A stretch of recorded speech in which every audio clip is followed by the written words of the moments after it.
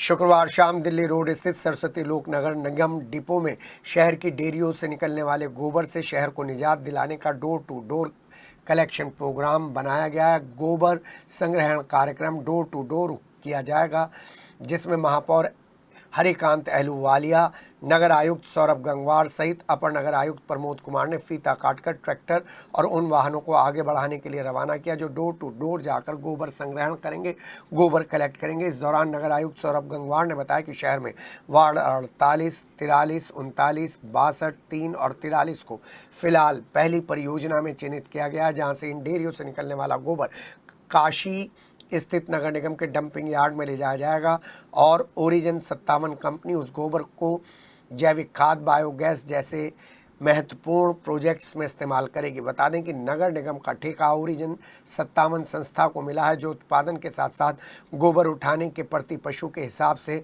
10 रुपये प्रतिदिन लेने की योजना बना रहा है। ऐसे में कोई डेयरी वाला अगर पैसे देने से मना करता है तो नगर निगम उस डेयरी संचालक पर कार्रवाई करेगा।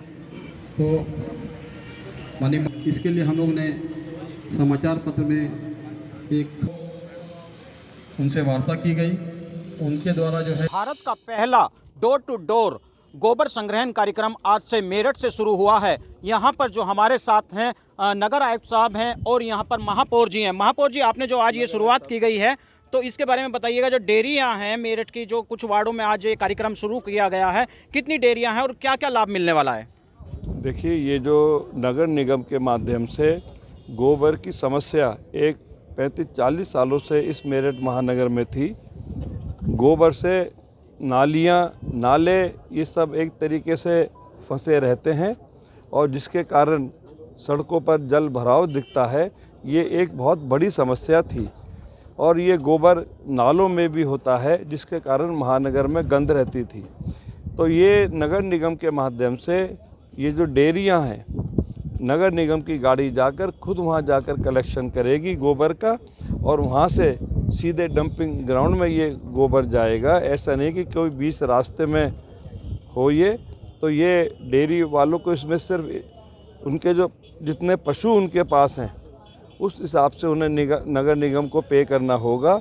जबकि ये जो गोबर जो भी कुछ है ये डेयरियों का, ये ऐसे डेयरी नहीं खोली जाती, इसके कुछ नियम भी हैं। मगर चलो उन सब बातों को छोड़ते हुए अब नगर निगम जो ये कंसेप्ट लाया है ये बहुत आने वाले समय में कामयाब होगा और ये समस्या प्रदेश के सभी महानगरों में है। तो और महानगर भी जब उन्हें पता लग रहा है कि इस तरह का नगर निगम ने कोई नया काम शुरू करा है, सबकी निगाहें यहाँ पर हैं और मैं समझता हूँ कि और महानगर भी यहाँ से इसकी कॉपी करेंगे। तो ये जो बहुत अच्छा काम है नगर निगम, नगर आयुक्त साहब ने ये बहुत अच्छा कंसेप्ट यहाँ पर लेकर आए हैं और इसके अलावा बहुत सोचने पर इसके अलावा और कोई रास्ता नहीं बचता था कि कोई और दूसरा रास्ता निकले। तो मैं समझता हूँ कि ये बहुत अच्छा काम हमारे अधिकारियों ने इस चीज़ को कराए, तो इसके लिए बहुत बहुत शुभकामनाएं, बधाई। बहुत अच्छी बात है। हमारे साथ में मेरठ के नगर आयुक्त साहब भी हैं। नगर आयुक्त साहब का कहा जाता है कि जब से यहाँ मेरठ में आए हैं कई ऐसे महत्वपूर्ण कदम उठाए हैं जो जनता के लिए बहुत ही अच्छे रहे हैं। सर, जो ये कदम आपने उठाया है, हालांकि मेरठ की जनता जो इस बात से बहुत खुश होगी क्योंकि नालियाँ यहाँ पर अटी पड़ी थी, पर जो नगर निगम के अंडर आने वाली डेयरियाँ हैं कहीं ना कहीं वह तो लोग परेशान होंगे क्योंकि उनका जो गोबर था वो बिकता भी था। अब जो उनके लिए क्या क्या चार्ज रखा गया है, अगर वो चार्ज नहीं देंगे तो क्या कार्रवाई उन पर की जाएगी? सर देखिए, ऐसी कोई प्रॉबिलिटी नहीं है कि जो डेयरी वाले हैं वो परेशान होंगे। अगर नालियों में गोबर जाता था तो ये समस्या उनके लिए भी थी। ये अलग बात है कि वो उसको कभी एक्सेप्ट नहीं करते थे।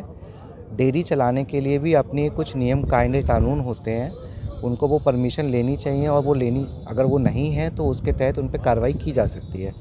अभी के लिए 10 रुपये प्रति पशु प्रतिदिन के हिसाब से उनसे गोबर डोर टू डोर कलेक्ट करने का चार्ज रखा गया है।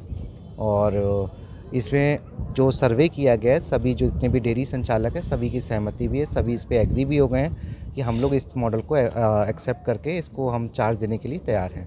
उसी के क्रम में ही हमने मॉडल चालू किया और मुझे लगता है कि जब ये हमारा अगर मॉडल सही से लागू हो गया तो पूरे शहर के लिए एक वरदान टाइप साबित होगा। सर, जो ये मॉडल आपने रखा है ये किस कंपनी को प्रोजेक्ट दिया गया है और कितने वार्डों में अभी ये जो लागू होगा? ये हमने एक्सप्रेशन ऑफ इंटेंट जारी किया था। एक्सप्रेशन और इंटेंट पे हमारे पास में 4-5 कंपनी आए थे तो सभी ने अपना क्षेत्र बताया था कि हम इस क्षेत्र में करना चाहते हैं। उसी आधार पर चूँकि ये एक नवाचार है, तो नवाचार में बहुत सारी भविष्य में समस्याएं आ सकती हैं, इसीलिए शुरू में इसको 5 से 6 वार्डों में हमारी लगभग 90 से 100 डेयरियाँ हैं, वहाँ पर हमने प्रारंभ किया है। जब वहाँ की हमें पता चल जाएगा कि यहाँ पर हमने पूरी तरह इसको पूरी तरह सक्सेसफुली अप्लाई कर दिया, देन हम इसको पूरे शहर में रेप्लिकेट कर देंगे। सर कई जगह हमने देखा है कि जो डेयरियां हैं, डेयरियां तो अपने गोबर कहीं ना कहीं ले भी जाती हैं, पर कुछ परिवार और घर ऐसे हैं जो अपने परिवार को पालन पोषण के लिए एक एक दो पशु रखते हैं और उनके पास में गोबर उठाने का कोई व्यवस्था नहीं होती है, तो वो नालियों में बहा देते हैं। क्या उनके लिए भी इस प्रोजेक्ट में उन्हें भी शामिल किया जाएगा? जी, एक साथ पूरी समस्या को पूरी तरीके से जड़ से नहीं निकाला जाता। जैसे आपने बताया, अगर हमारे पास में जो भी जिनके पास में 1 पशु 2 पशु हैं, अगर वो लोग भी, चूँकि हमारी गाड़ी तो उस मोहल्ले तक जा ही रही है, तो जो रास्ते में पड़ने वाले जो इस तरीके के लोग भी आएंगे तो वहाँ भी हम कलेक्ट कर लेंगे अगर वो रेडी हैं।